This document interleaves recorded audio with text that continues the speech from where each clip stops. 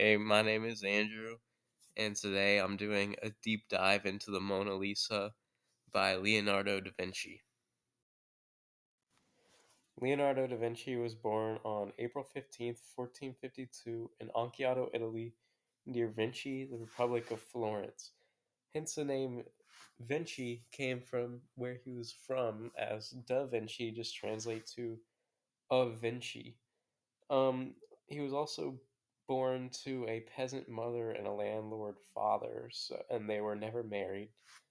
Leonardo worked with painters such as Andrea del Verrocchio and Antonio Paul. I don't know how to say that last name, but he lived in Milan from 1482 to 1499 and worked for the Duke during this time creating The Last Supper.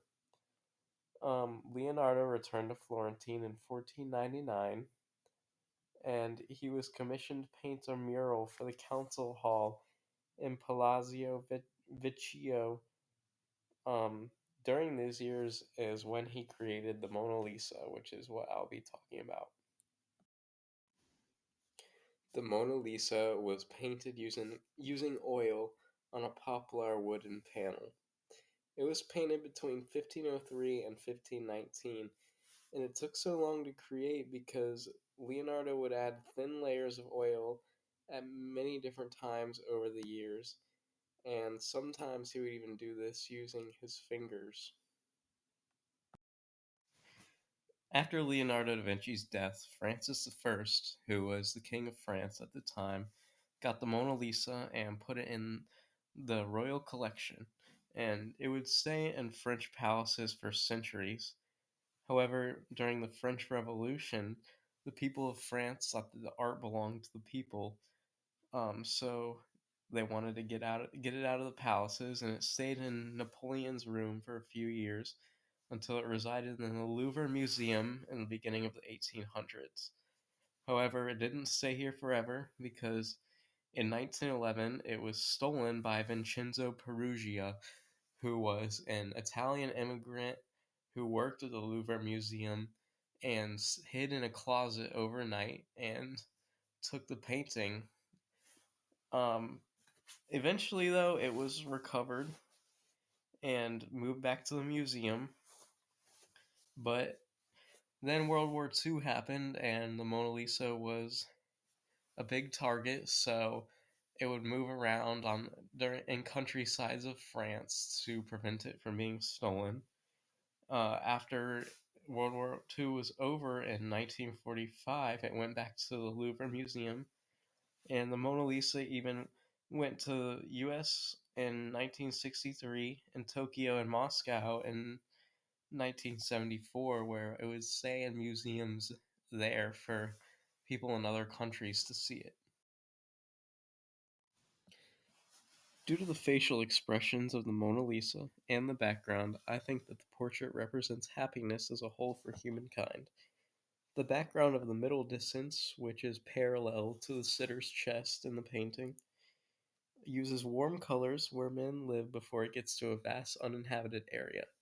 I think the warm colors of the background represent the comfortability of humankind, where we are able to see and predict for the present and future, creating happiness for us. The far background is wild with nature and shows the unknown. I believe that this represents where humans are trying to see, and this also creates happiness because if we knew everything, we wouldn't have anything to work for.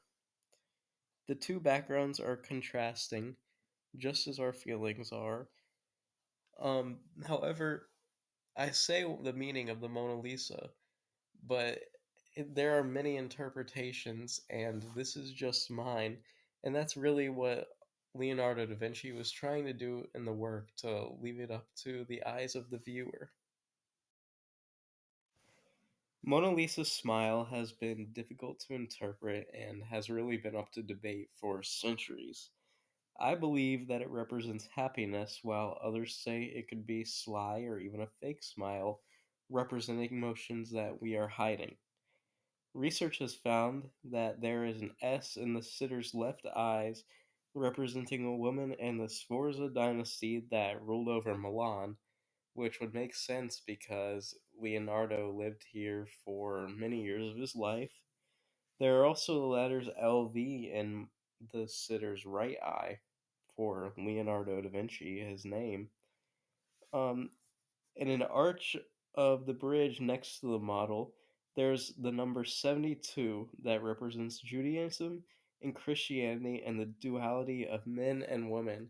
And this would also make sense because my interpretation of the Mona Lisa is that it shows off humankind, which is represented by men and women.